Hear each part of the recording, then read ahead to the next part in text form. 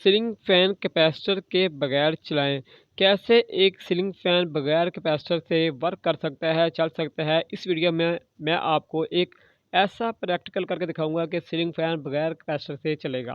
अस्सलाम वालेकुम friend, I am Asif Hussain, welcome to my YouTube channel Asif electrical. Friend, आज इस वीडियो में मैं आपको सीलिंग फ़ैन बगैर कैपेसिटर के चलाने का तरीका बताने लगा हूँ। इससे आपको बहुत ज़्यादा फ़ायदा मिलेगा।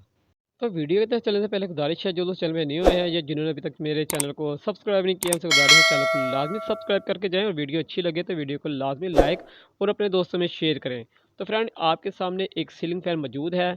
इसके अंदर जो है कैपेसिटर लगा हुआ है। तो हमने आपको बगैर कैपेसिटर से सीलिंग फैन चलाने का तरीका बताना है।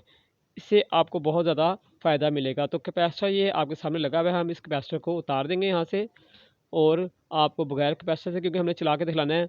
तो इससे आपको क्या फ़ायदा होगा इसके बारे में बाद में आपको बताता चलूँ, जब तक हम कैपेसिटर उतार रहे हैं। कभी भी आपका सीलिंग फ़ैन ख़राब हो जाए तो आपको जो है परेशानी का सामना नहीं करना पड़ेगा।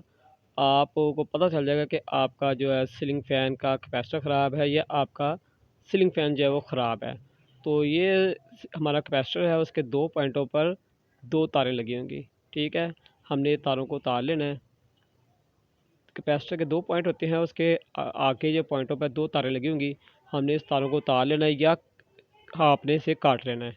ये कैपेसिटर निकला है इसके अंदर से, ये हमने साइड पे रख दिया है। अब जो है तारें जो है को कैपेसिटर की 2 हमारे पास मौजूद हैं।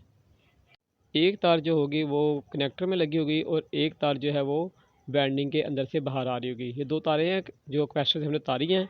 आप देखेंगे एक जो है वो वाइंडिंग के अंदर से आ रही है और एक कनेक्टर के साथ लगी हुई है। जो वाइंडिंग के अंदर से आ रही है, इस तार से ही हमने सारा काम जो है वो लेना है।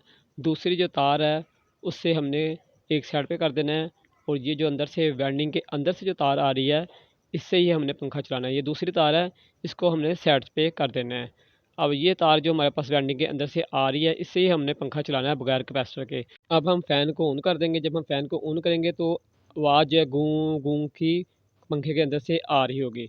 सबसे पहले हम एक पॉइंट पर ये कैपेसिटर जो वाली तार जो है वो कनेक्टर के एक पॉइंट पे लगाएंगे। ये कैपेसिटर की तार जो वाइंडिंग के अंदर से आ रही है, ये देखिए हम एक पॉइंट पे लगा रहे हैं कनेक्टर के।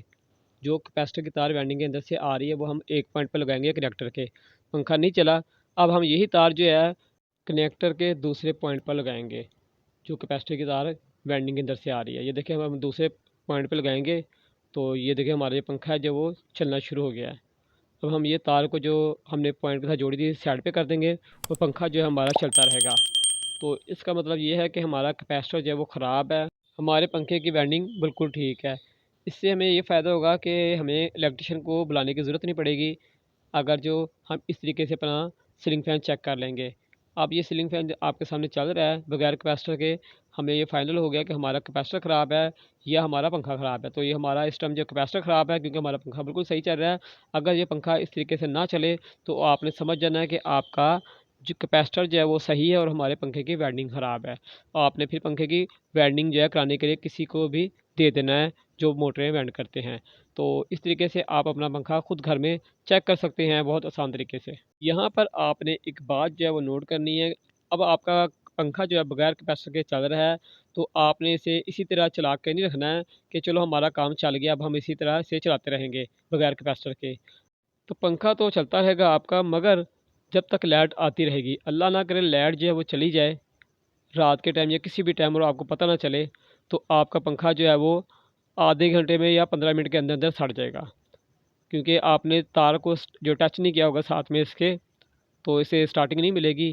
स्टार्टिंग ना मिलने की वजह से आपके पंखे की मोटर सड़ जाएगी। क्योंकि कोई भी जो है पूरी बात आपको नहीं बताता। मैंने अक्सर यूट्यूब पे वीडियो देखी है कि लोग बता रहे हैं कि बगैर कैपेसिटर से पंखा चलाएं, मगर ये चीज़ नहीं बता रहे हैं कि जब आपका पंखा तो चलेगा, मगर जब लाइट चली जाएगी और आप सो रहे हो, आपको पता ना चले कि लाइट चली गई है, तो आपका पंखा जो है गूं गूं करता रहेगा और आपके पंखे की जो मोटर है वो थोड़ी देर में 10 से 15 मिनट के अंदर अंदर सड़ जाएगी और आप सोते के सोते रहेंगे और आपका पंखा भी हमेशा के लिए सो जाएगा। मेरी वीडियो बनाने का मकसद ये है कि आप अपने पंखे को बगैर कैपेसिटर के चला सकते हैं, मगर चेकिंग की हद तक कि आप फाइनल कर लें कि आपका कैपेसिटर ख़राब है या वाइंडिंग ख़राब है। अगर आप इसे मुसलसल चलाते रहेंगे तो नुकसान आपको हो सकता है वाइंडिंग का। तो इस फार्मूले से, इस ट्रिक से आप अपने सीलिंग फ़ैन की वाइंडिंग और कैपेसिटर चेक कर सकते हैं कि आपका कैपेसिटर ख़राब है या सीलिंग फ़ैन की मोटर ख़राब हो गई है, इसकी वाइंडिंग ख़राब हो गई है। तो फ्रेंड, यकीनन आपको वीडियो अच्छी लगी होगी। अगर आपको वीडियो अच्छी लगी है तो वीडियो को लाइक करें और अपने दोस्तों में शेयर भी करें। और जिन दोस्तों ने अभी तक चैनल को सब्सक्राइब नहीं किया है, उनसे गुज़ारिश है चैनल को लाज़मी सब्सक्राइब करें। तो आज तक के लिए इतना था। इंशाल्लाह ज़िंदगी रही तो एक नई वीडियो के साथ आपकी खिदमत में हाज़िर होंगे। जब तक के लिए इजाज़त दें। अल्लाह हाफ़िज़।